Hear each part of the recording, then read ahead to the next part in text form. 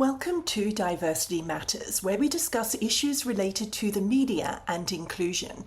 In this episode, we talk to an award-winning Syrian journalist to gain an understanding of the challenges reporters in the country are still facing, especially women and minorities. Mais Katt lives between Europe and Damascus. She's an investigative reporter who's covered stories on issues including children stolen by the Assad regime, child soldiers being used by all sides in the conflict, and how Syrian women in Denmark are running from abusers. She's trained hundreds of journalists across the Middle East, and last year she returned to Syria to help prepare women journalists there to take advantage of their newfound freedoms. Mais Katt, welcome to Diversity Matters. I want to talk to you about women journalists and diversity in the media in Syria, but let's start with a brief sense of what's changed for the media in the past year or so. Under the previous regime, reporters risked arrest, torture, and murder. More than 700 are thought to have been killed and 100 disappeared. Journalists say they now have more freedom.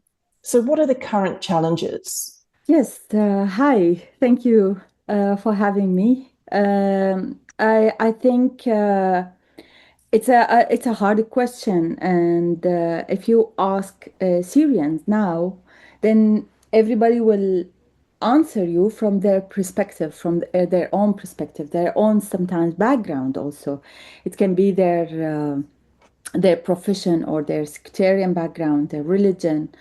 So the thing that I cannot say that it's better or it's worst. I cannot say that it's more free or not. I think it's changed. It's different. But the thing that some people they have more freedom and the other people they have less.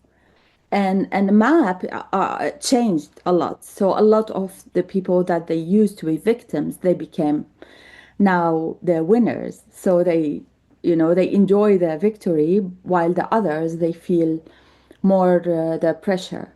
uh, so this is the short answer, I guess. It's always there's no real short answer in Syria. It's always the complicated and a long story, but this is what I can say. For example, a lot of our colleagues from minorities like the Alawite and the Druze, they are suffering. They cannot express themselves. There's also a lot of pressure on the people that they used to live in the areas controlled by the Syrian regime before.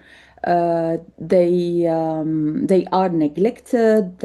Or sometimes also there's a big hate speech against them. Some of them are afraid. Some of them start also to leaving the country.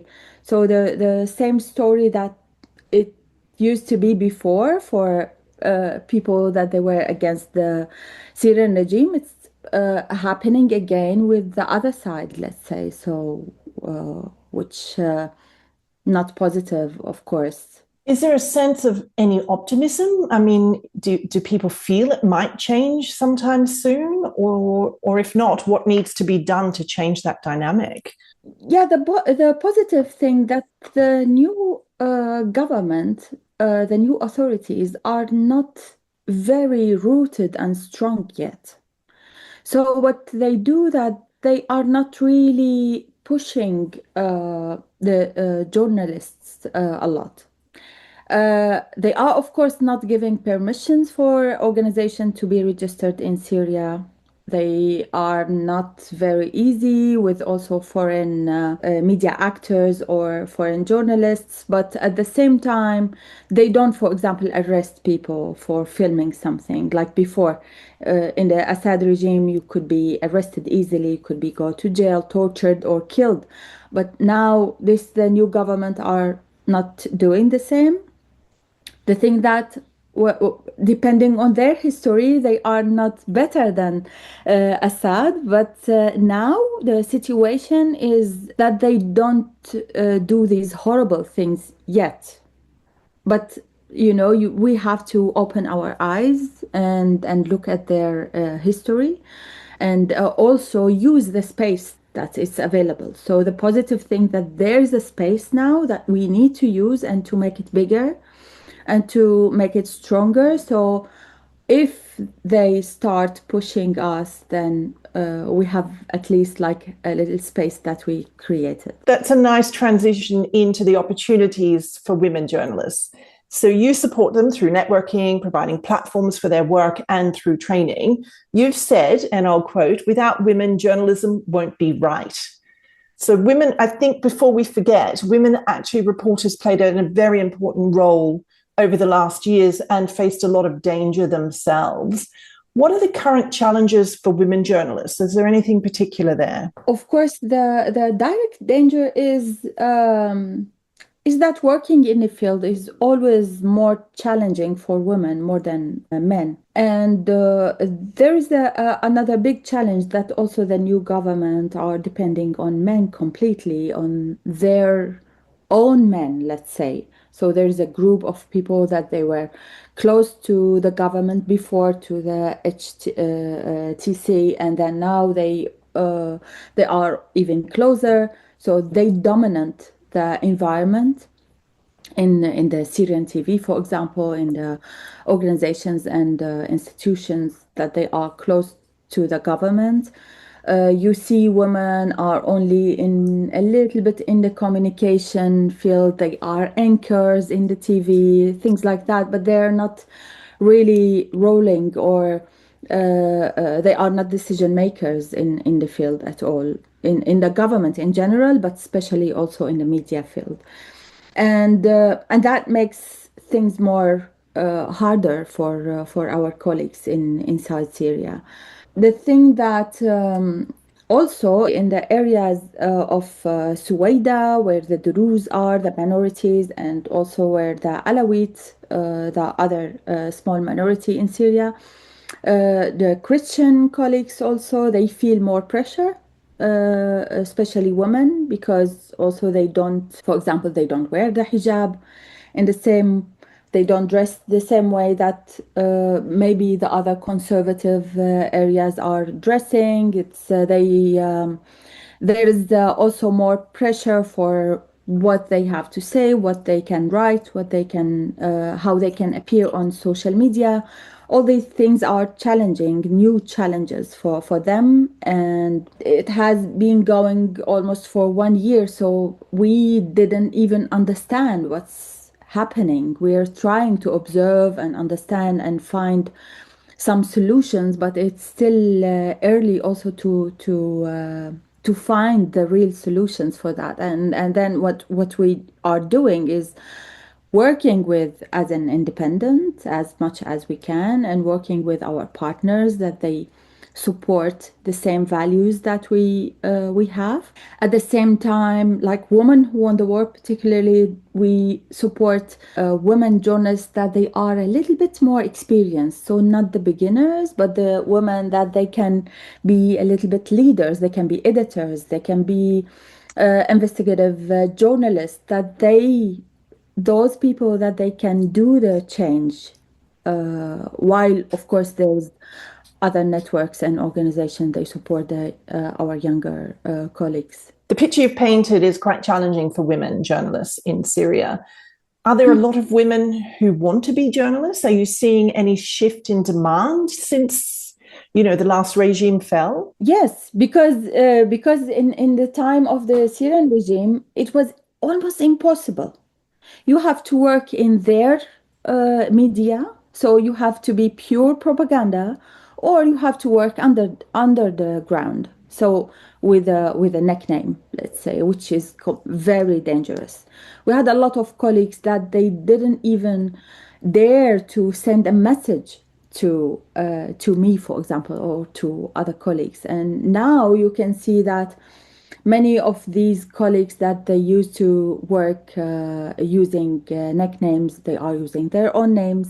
There's other people that they shifted their career. They start doing more communication or more like sales, commercial things, and then now they're coming back to journalism. So yes, I can absolutely say that there's many women journalists are coming back to journalism, and also younger journalists that they are new graduated. They have a big eager start working in a better condition that their other colleagues before used to do. Women were reporting in the conflict and of the protests in very dangerous situations in some circumstances.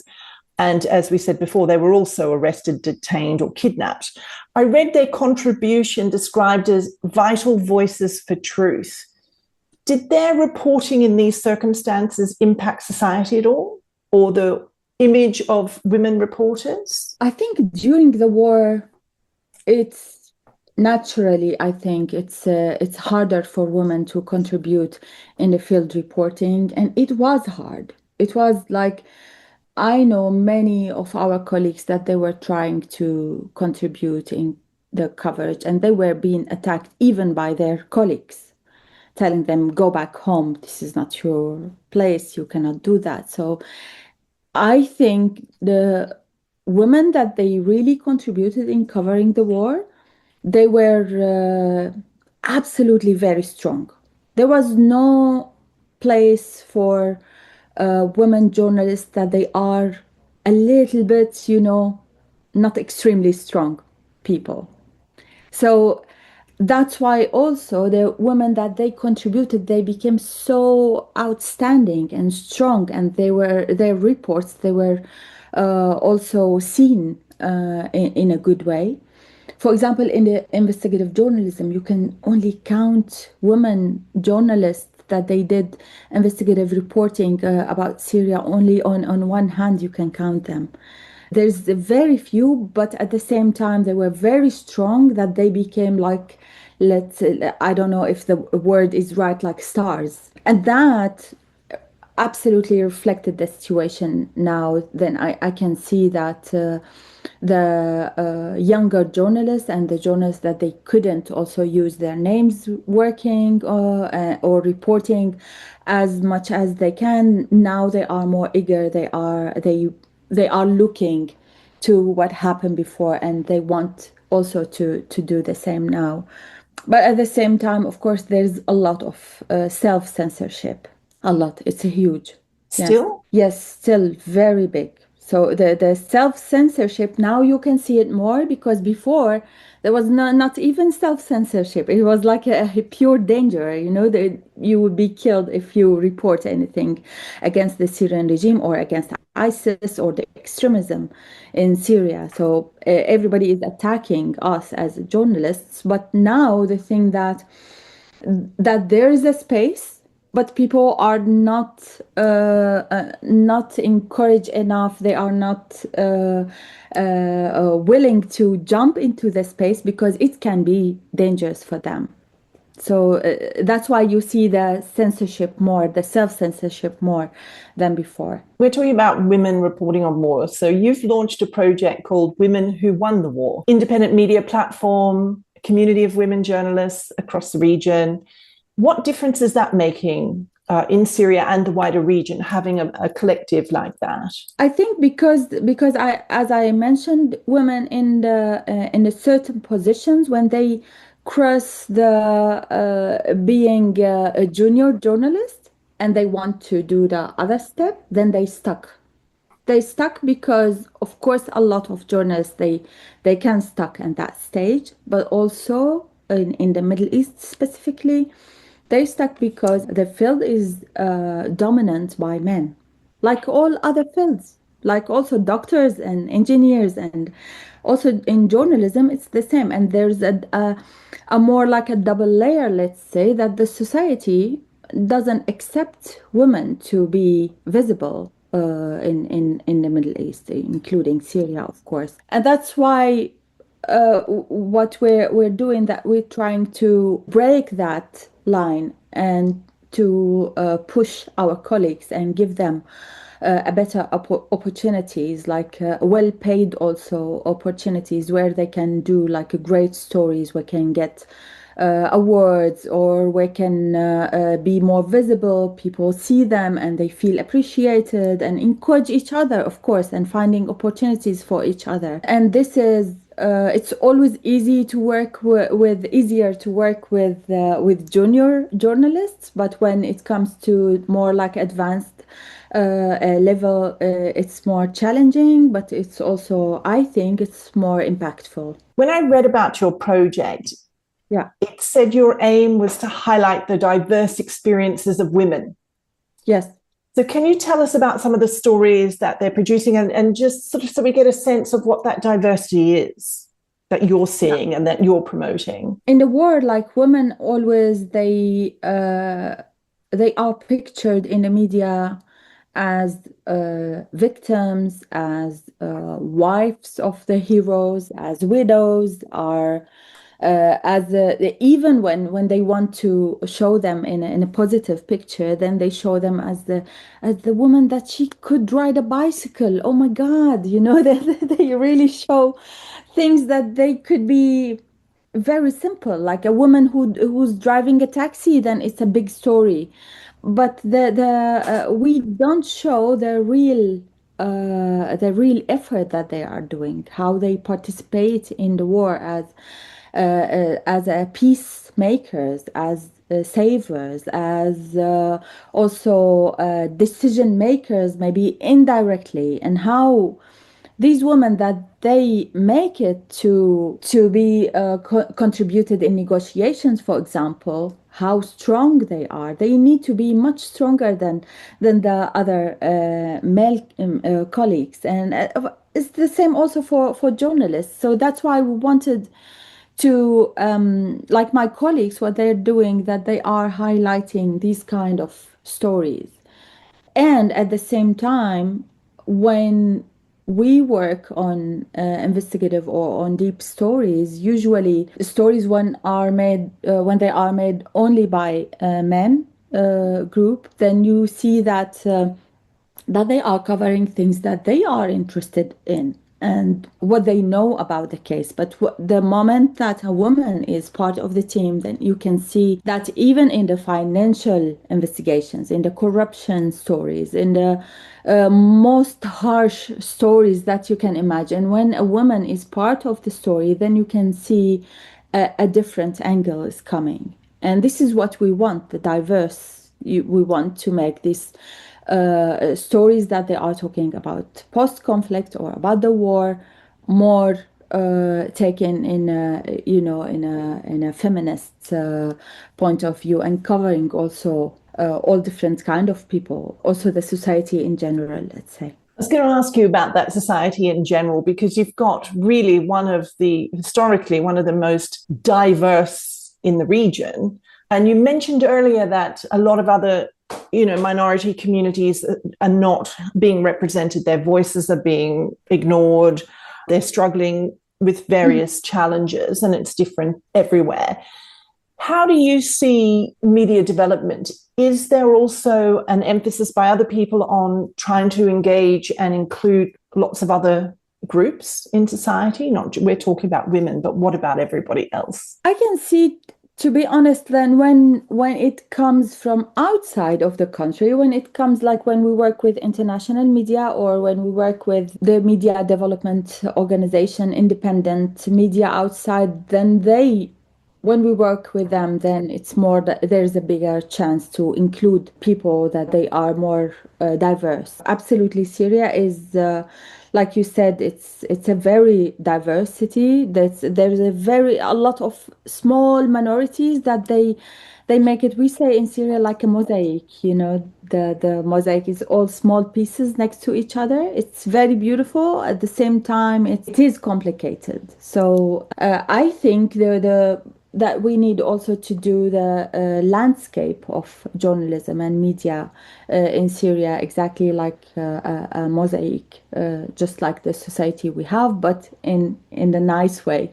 We need also to make it less complicated and more merged to each other. I guess this is a nice point to sort of get some final thoughts from you and to expand on that idea of the mosaic. How is that going to be achieved? Because it sounds from the earlier part of the conversation, there's so many challenges at the moment and so many unknowns.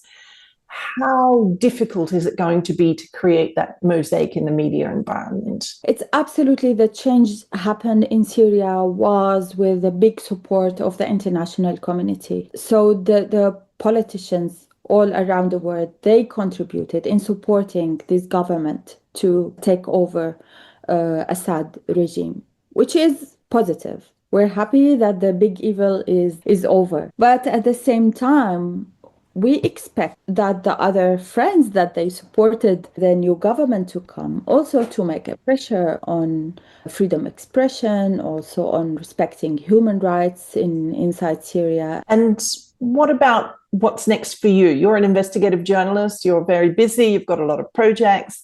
Where do you see sort of your future, and how much is that going to be tied into Syria and reporting from Syria again? Yeah, and all over my career, I don't do like a very far plans. I'm also a daughter of a war. I'm coming from a minority, from a Caucasian minority that we had 400 years war with the Russian. And then I'm also from the Golan Heights in Syria. And then, so there's the war with Israel, and then there's the war in Syria. So that made me think like step by step.